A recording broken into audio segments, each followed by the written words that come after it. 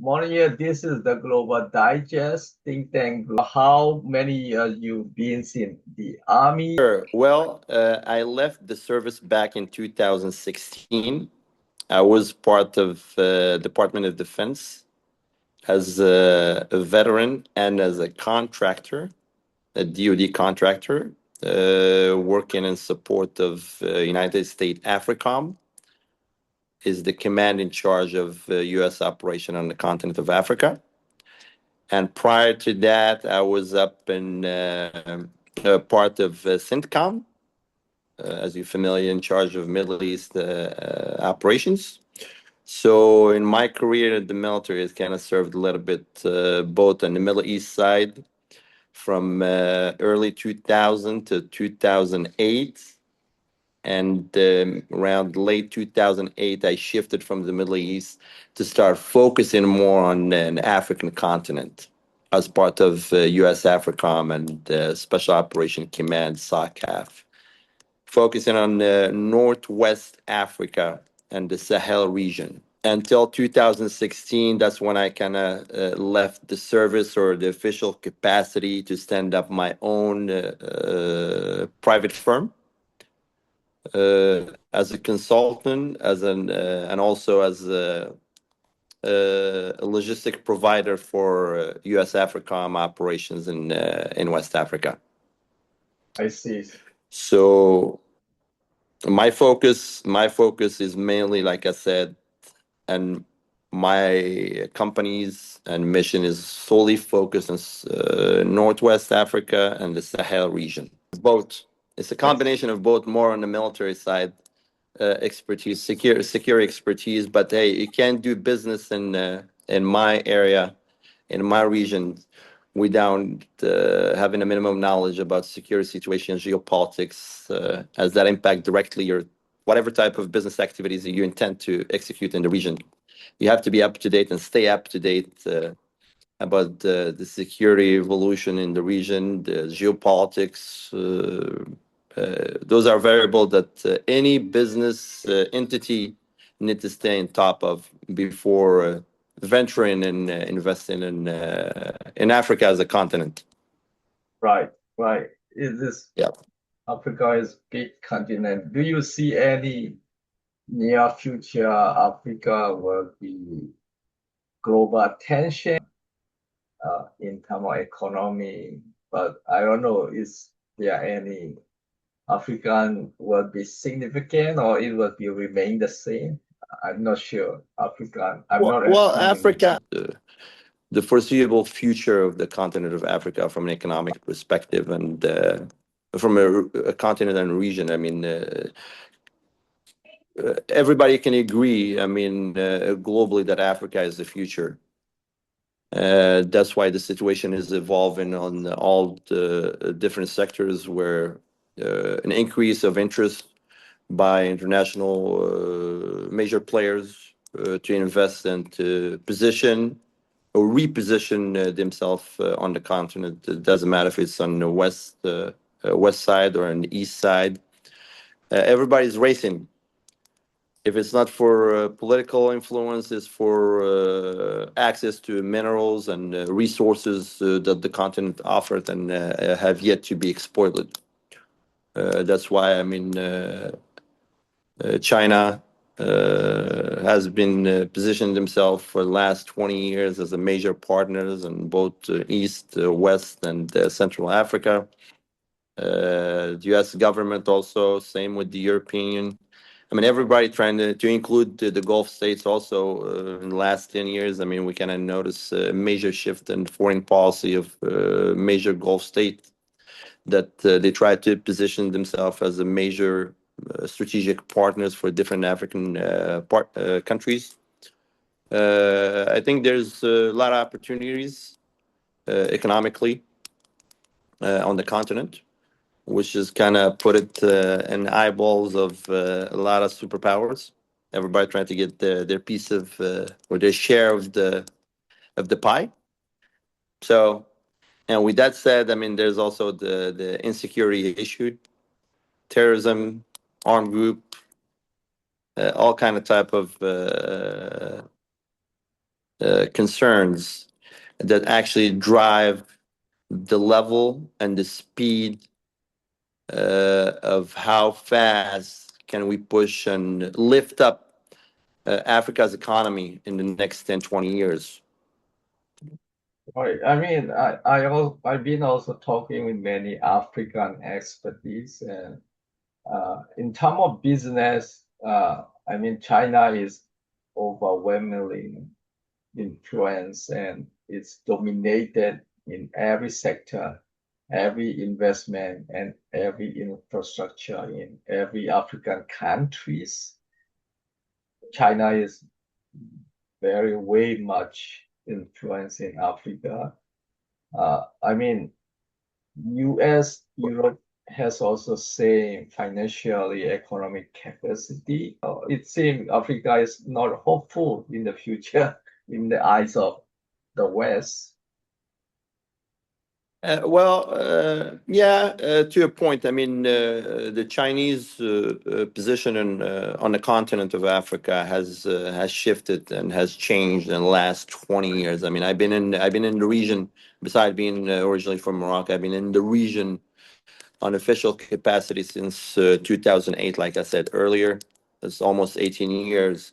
So I cannot notice and watch the evolution of the Chinese government and financial institutions and partnership grow to a point in the last 18 years. But at the same time, they were the only major, I say, partner, economic partner for most of the African countries. However, in the last 10 years, that kind of has shifted with more of the presence of reinforcement of the U.S. presence in both in West and East Africa, Gulf states, the Middle Eastern countries like Turkey, that's who is becoming a major player and a partner on both strategic, security, military, economic partner for most of West African countries. Gulf states also. I mean, we kind of noticed and we follow closely the increased footprints and the presence of UAE, Qatar, Saudis in the region. So that comes with an impact on the Chinese exclusivity that they used to have back in early 2000 to early 2010. So there are more and more players getting involved on the continent. So that big part that the Chinese used to manage and profit from alone has shrunk tremendously. But in addition, I mean, everybody knows. I mean, the global superpower competition between the West, mainly represented by the U.S. Government and the Chinese. I mean, maybe it's actually happening in the Middle East and Southwest Asia and somewhere else in South America. But we kind of see that the impact, indirect impact on the continent also, especially in the access to resources such as mine, oil, and gas. China does not have that exclusivity as it used to 10, 15 years ago. So that equation is changing every day. Right. You know, But there are some differences between Chinese approach and the West approach. It seems the West is very selective and they will not go risky one or low level business or anything, even in terms of labor. that maybe 10, 15 years ago. I mean, people are getting smart and due to the increased interest on the continent, people are getting smart, try to do their homework, due diligence, better understand the culture, the sociological composition of each country, because each country in Africa is unique in a sense. Now, going back to your point about the two different approaches between the West and the Chinese approach, Yes, I mean the difference between the two approaches that I have seen in my time here in the region is one. Let's start with the Chinese. The Chinese, of course, they offer you cheap labor, a lot of financing. They come with big financing capability through their central bank and private Chinese bank. The downside of that, the downsides of that is, like you mentioned, they don't rely on local labors. They mainly bring their own labor. Okay. Right. Throughout the years and through different research and investigation on the field in support of the Chinese project on the continent, we came to find out that in early stages, I mean, China and for the major infrastructure project, they used to actually bring their own prisoners. They bring Chinese prisoners. That was a business on the side where they actually bring prisoners. They do the job. That kind of cover that low Labor cost costs, right? Labor costs. They don't labor have to cost. spend labor costs. Very legit. Yes, operating 24/7, nonstop. The downsides with that is that the country and the economy, local economy, doesn't feel their presence. The country, of course, will benefit from the infrastructure and the investment of the infrastructure, but the local economy does not feel it, and there's no impact, direct impact on the local economy. I'll explain a little bit further in what shape. One, there's a very minimum recruitment, local recruitments of local labor. Right. Okay, that's one. Even when there's certain level of recruitment at the local level, there's no concept of training and sharing the knowledge and the capability. They keep that capability to themselves. They keep the knowledge for themselves. So for any critical position, it's always a Chinese national that handles that. I give you an example. In certain countries in the Sahel, if there is a requirement for a big, for example, infrastructure project, they will build their own residential compound to the point that they actually may not go out to the economy more than once or twice every 6 months. Even from local food, they'll establish a small zone within their complex where they actually farm the basic fruit and vegetables. So basically, everything is within their mini compound. I mean, it's not a mini compound. I mean, compounds that host anywhere between 500 to 1,000, a couple thousands of people. I mean, they try to be as self-dependent as and not really contributing to the economy.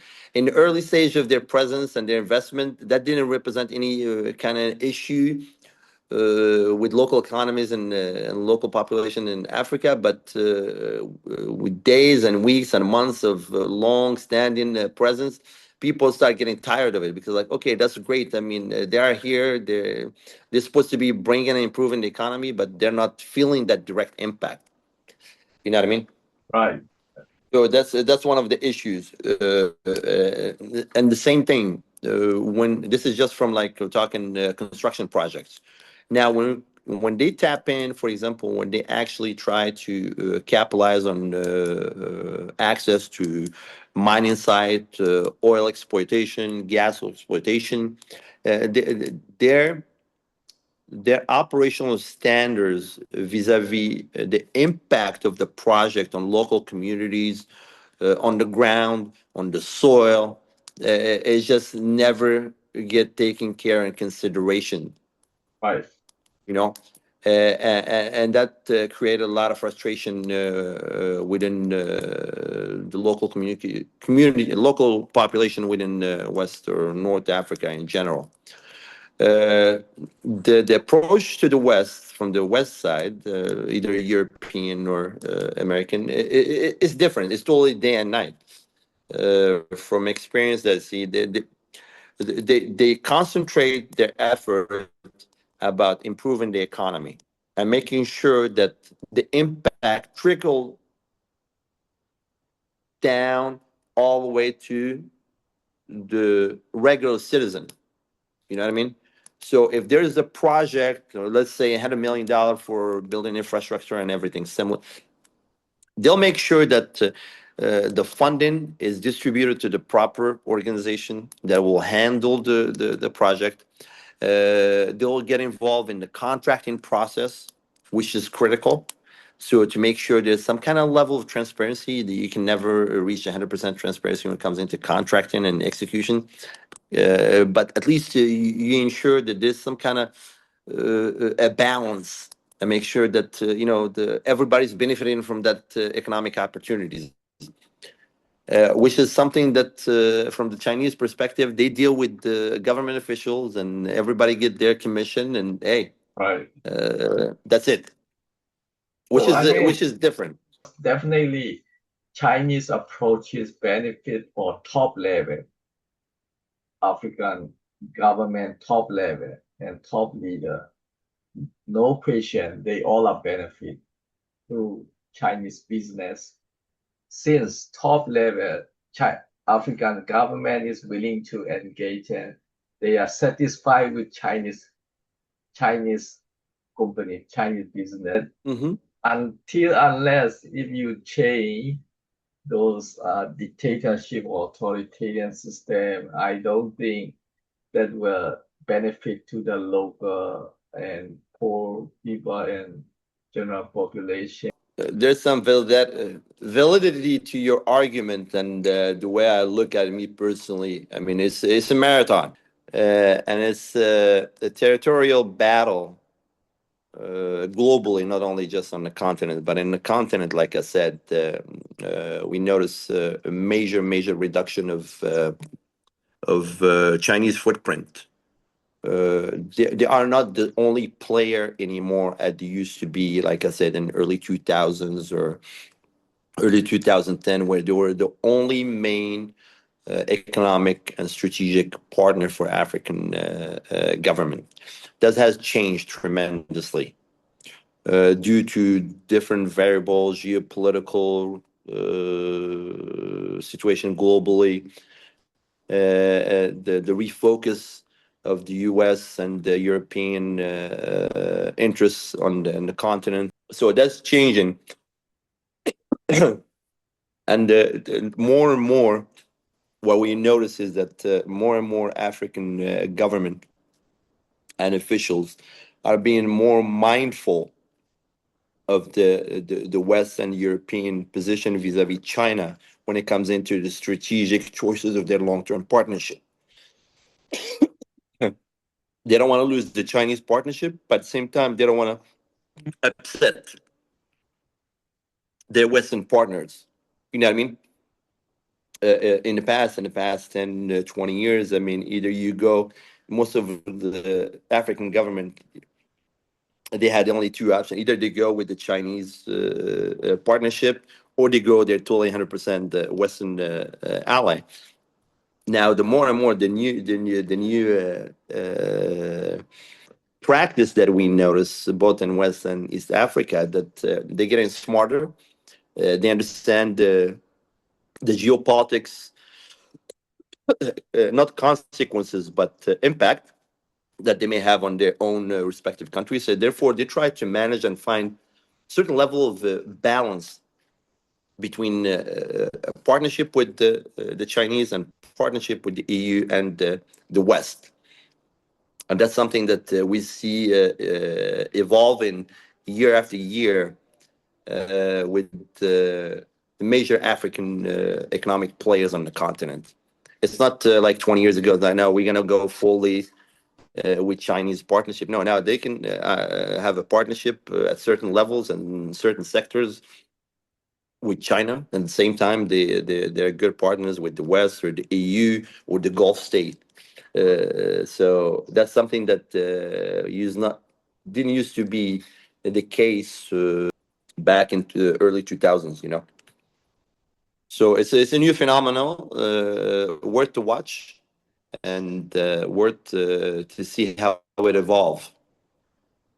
At one point, does balance shift to one side or another? because it's not an easy balance to maintain. Right. Most, as you said, prisoner, they spend almost unpaid labor, and and also Indeed. and also Chinese doesn't care human rights or any labor rights, environmental rights. To, Chinese company Mhm. most state-funded company, so no Yes. private can compete. And the West did not invest at all in infrastructure. And there is something called the Millennium Compact Challenge. Is an initiative that started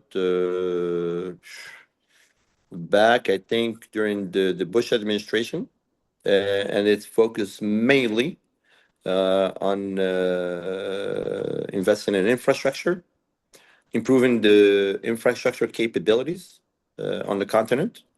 It's an initiative that's still operational.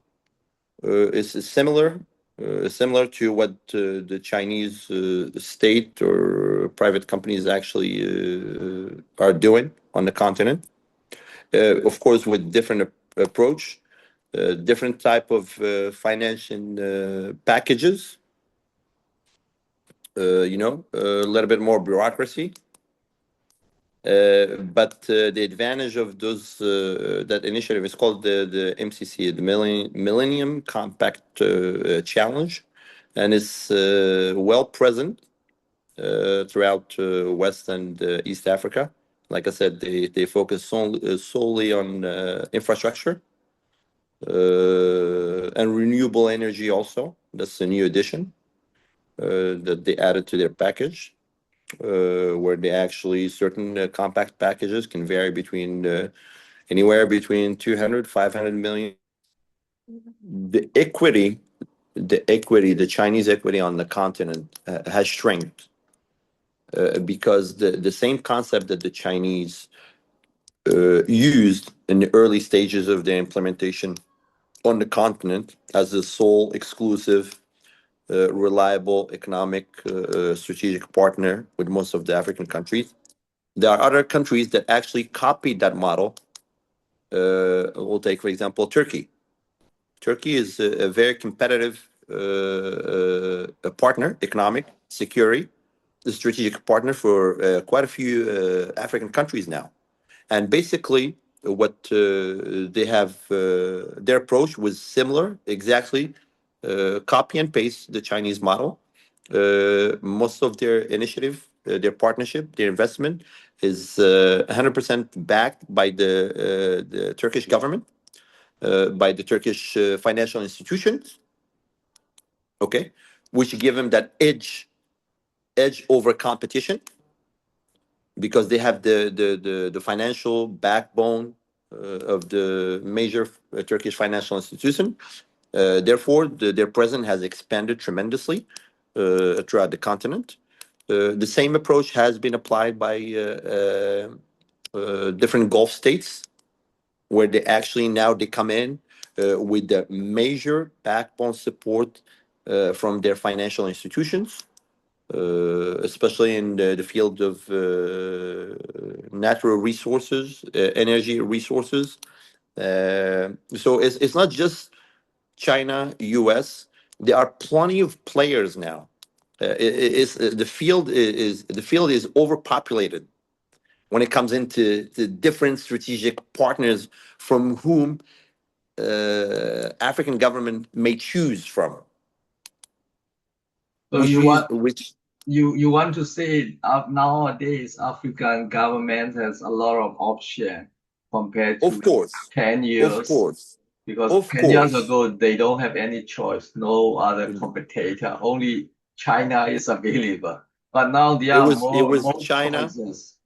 Indeed, it was China, mainly China, Chinese government through their private companies, or the EU, okay, or the European Union, with partially the United States of America. Now that's not the case anymore.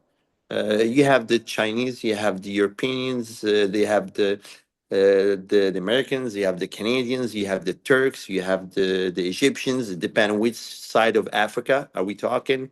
Is it East Africa? Is it West Africa? You have the Gulf states. You have the Israelis. I mean, there are so many, and even South Americans, for example, Brazilians. The Brazilians are now. I noticed more a stronger presence in West Africa, especially in constructions and infrastructure project. They remind me of the early stage of the Turkish implementation on the continent.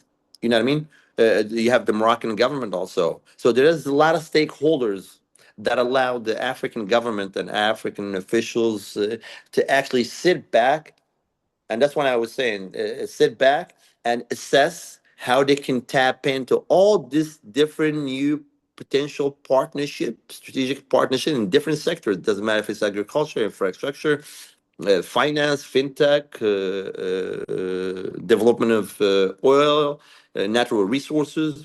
They have so many options. Now, the what we watch closely is how balanced are their strategic choices, which is something it was not the case. And this is evolving every day throughout the continent. It doesn't matter if it's West African government or East African government or South Africa or Central Africa. But it's a new phenomenon where actually they have more flexibility, they have more partnership to choose from. Yeah, which was not the case a long time ago. So it's not just China, West. No, no, no, no, no, no. There are many, many other players in the field that force the change of the equation, and everybody's competing for the same cake. So the competition, and what's something that is interesting, what happened outside the continent from a geopolitical aspect and current affair has a direct impact on the different partnership that we see born and grow on the continent. I see. So there are more choice compared to 10 years ago. They have more choice and more option for African country. A lot of Yes, competitor nowadays. So they can do many business option and many business competitor from different countries.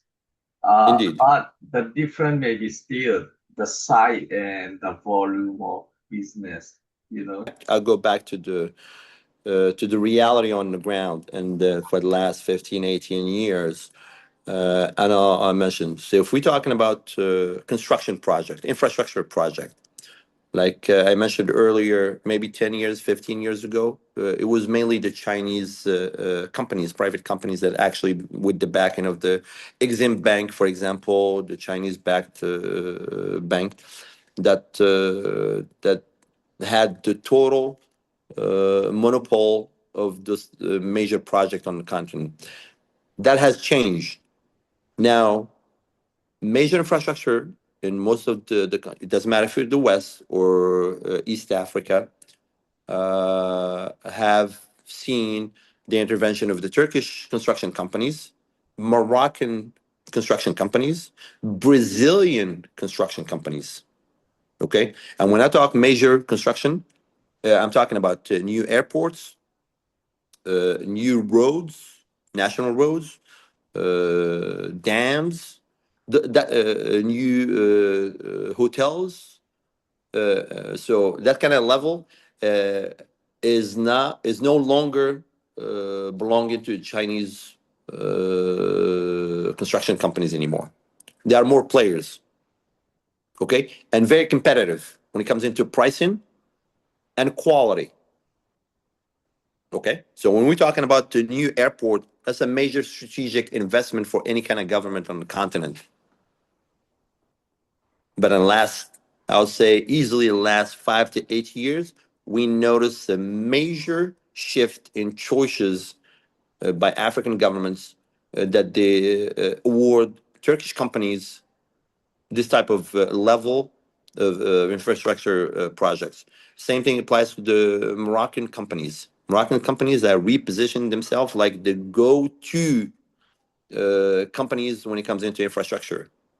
So, and that has changed. So if we talking about other sectors, so leave the infrastructure. If we're talking about, for example, I'll take the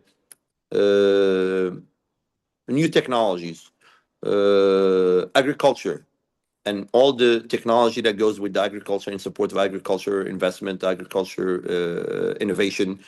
We notice more and more that African countries are turning toward Morocco, Turkey, Israel, South Korea.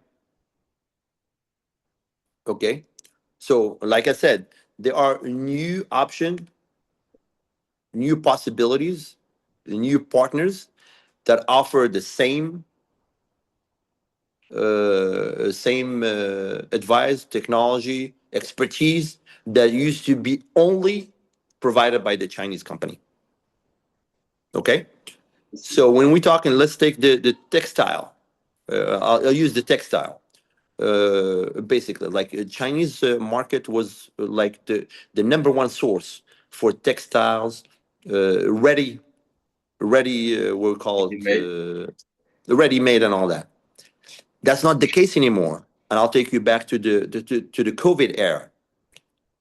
During the COVID era, because I did a study on this, the impact of COVID, long term, midterm, short term, midterm, and long term impact on of COVID on Chinese export toward the African continent. Because of certain geopolitics during the COVID era, we noticed that a lot of people, a lot of economic operators in the textile field shifted their focus, I mean, literally 180 to Turkey. And of course, there were so many course of action that were taken by the EU and the US government that contributed and led to those decisions.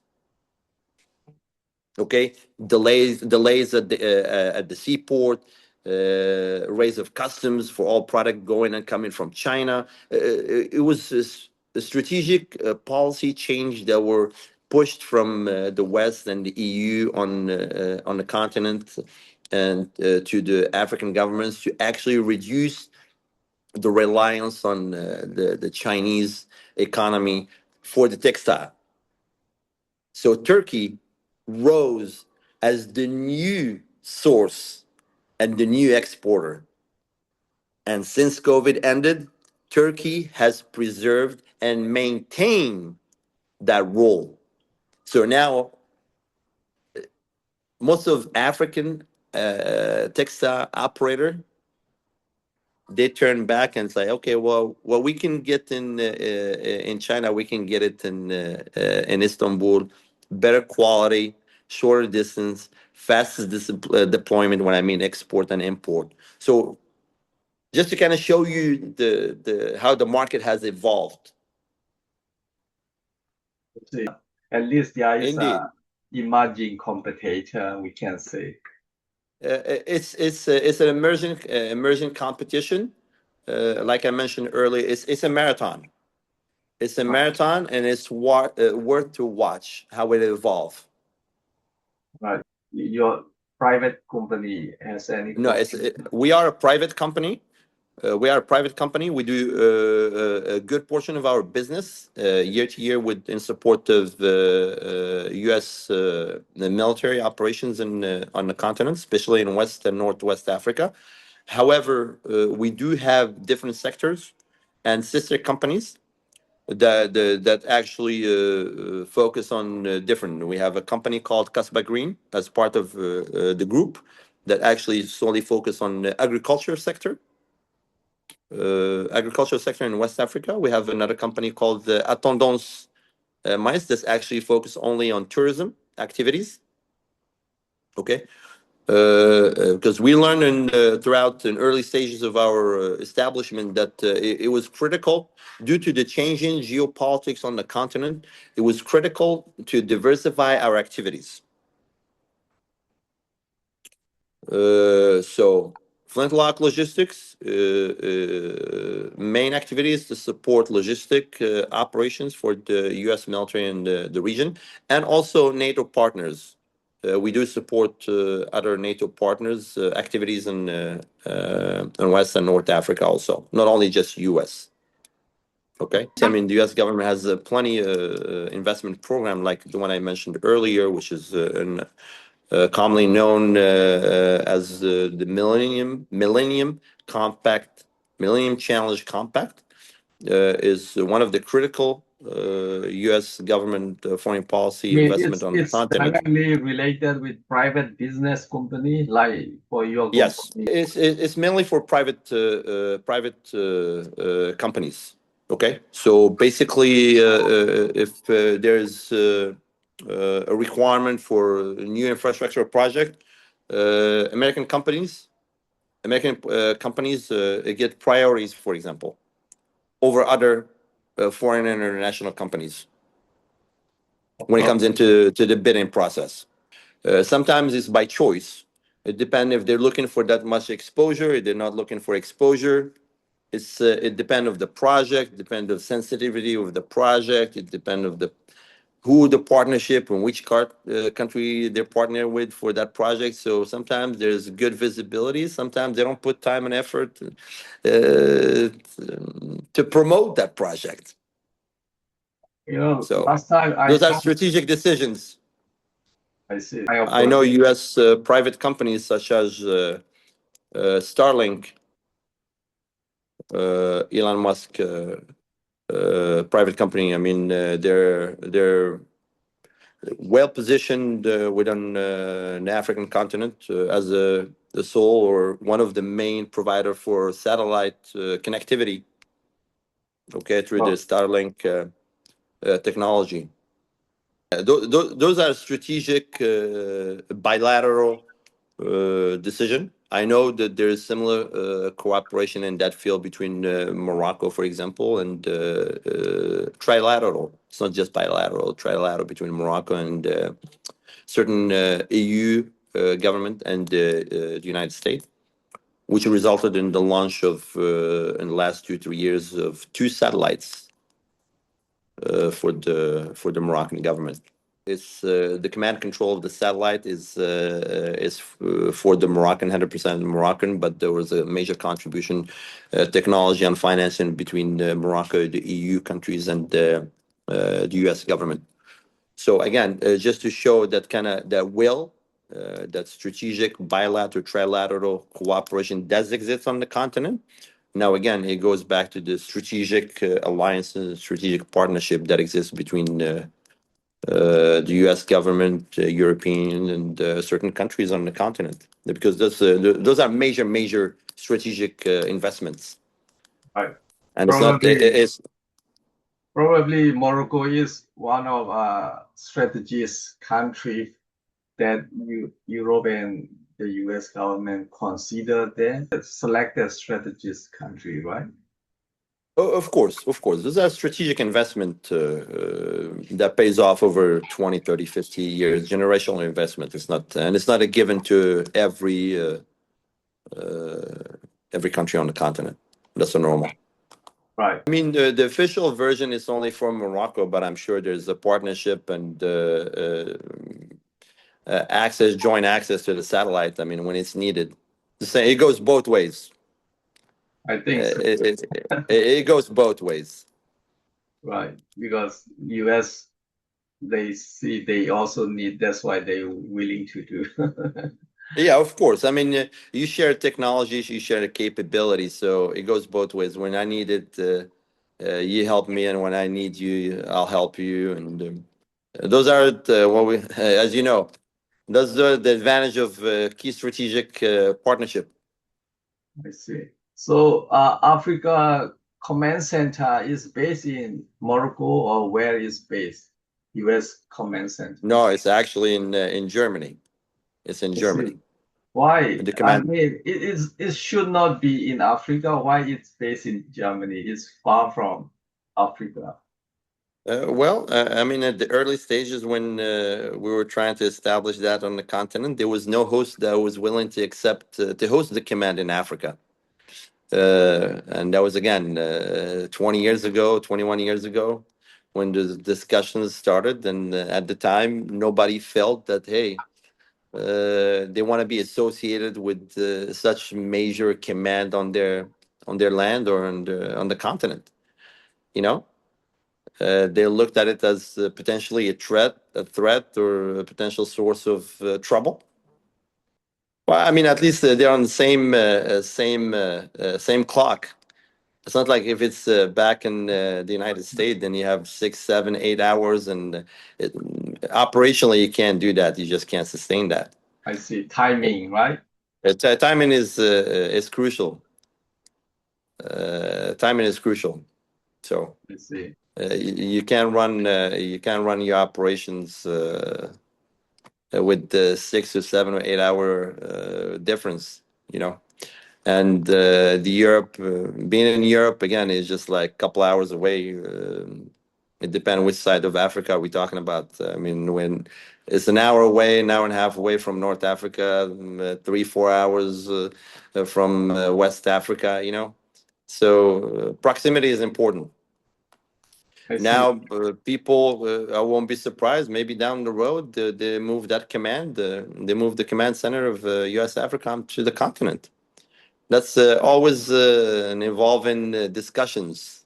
In Morocco, or which country potential to host it? Of course, Morocco has being ideal, being a strategic number one strategic partner on the continent. Be ideal to have it in Morocco, but that, again, that's strategic decisions, and I'm sure many factors go into that decision making process. What about Nigeria or Kenya or any Yeah, potential? well, it's not the same stability. I mean, if you look at it just from the security perspective, I mean, Nigeria, I mean, there's a lot. The security risk is a little bit higher compared to Morocco, for example. You know what I mean? Maritime, you look at the transportation logistic aspect of the support of such a big command. Morocco offer you a large Atlantic access and Mediterranean for naval support, naval bases. You know what I mean? Which is not offered by Nigeria. It's just so many variables and factors that goes into the decision making process at uh, at the strategy and policy maker in Even DC. So Kenya is also not potential. yeah, Kenya's a potential partner. I mean, I know there's a couple annual exercises that take place. I think it's like number 3 and number 4 AFRICOM exercise takes place annually in Kenya. But again, that's I believe that decision at the end of the day is made by politicians. Right. So it's not yet decided, and it's Yeah, I mean, like I said, that's an evolving topic of discussions since early mid 2000, and evolve and it changed from one administration to another. Hopefully, one day they'll make the right decision and move it to the continent and make the right choice of choosing the location. Yeah. right. Right. I mean, Africa is in terms of last time I talked one of experts. There was a lot of conflicts and fighting. So how do you see what is most security challenges, or what is most risky, which area? I mean, you can't. We can't say or pick just one country. I mean, it's a whole region. It's a combination of different countries. I mean, and everybody consider the Sahel region that consists of largely Mali, Burkina, Niger, Chad, part of Nigeria, as like the hub of insecurity. that can be exported globally. Right. Again, Mali is also a lot of conflict last time I talked with indeed, indeed, indeed, Mali. indeed. Mali is like at the, When Russia is involved in there, Russia military personality. of course, of course. I mean, that's another player that came into the equation and want to be a player and as a new player in the last, let's say, 10 years, a new player that arrived to Africa from the Middle East and want to change the equation and have a seat at the table. You know. Right. So Russia has a strong presence in Mali, in Central Africa, in Libya, in Algeria, in Sudan, in Niger. But beside their security cooperation, they don't have that much impact. And even for their security cooperation, uh, they failed to deliver on a lot of their promises. And Mali is a perfect example. Burkina is a perfect example. Niger is a perfect example where the Malian African Corps, I mean the Russian African Corps, which used to be Wagner, rebranded under Russian African Corps, has yet and has demonstrated their inability to deliver on their promises of securing and providing and improving security with these respective countries. And Mali was a perfect example and failure. Because all this Mali and those dictator military government, they always inviting or working with Russia. It means it's only that they are doing in favor of dictator elite, the leader of authoritarians. That Well, yeah, I mean, to protect dictator, they are seeking help from Russia. It seems like that. well, I mean, the Russian rise, I'll say, the rise of the Russian military presence in West Africa. I mean, it's not a result of just military coups that took place in Mali, Burkina, and Niger. No, I mean it's a strategic approach that the Russian and Kremlin has been pushing under the form of Pan-Africanism, anti-colonialism, anti-French government colonialism. It's an approach and ideology that they've been pushing and breeding and for the last, I don't know, 15, 20 years. And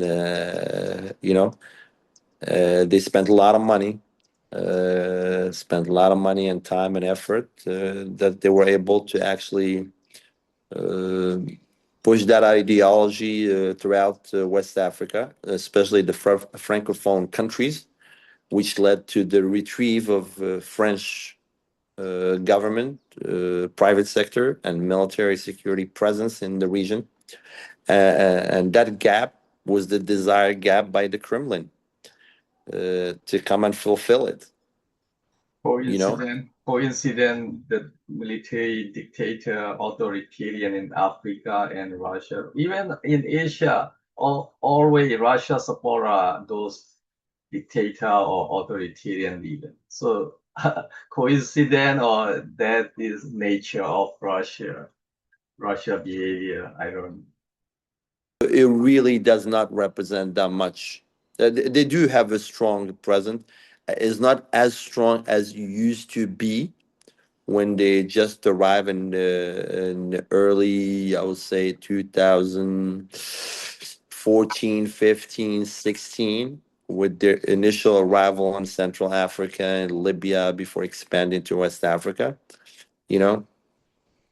But unfortunately, the image and the solution that they were promoting and selling to African governments, they're not as attractive anymore. Not only with the government, African politicians, but also with the new youth, African youth, the new generations, because they saw, I mean, the last 10 years or 15 years, yeah, okay, anti-colonialism, anti-French, anti-West, but again, nothing has changed, and the security situation, unfortunately, is just getting worse and worse. So it's like, hey, those are facts on the ground. Uh, when Russia arrived to the continent, they were not involved, and they're not being drained in the Ukraine, for example.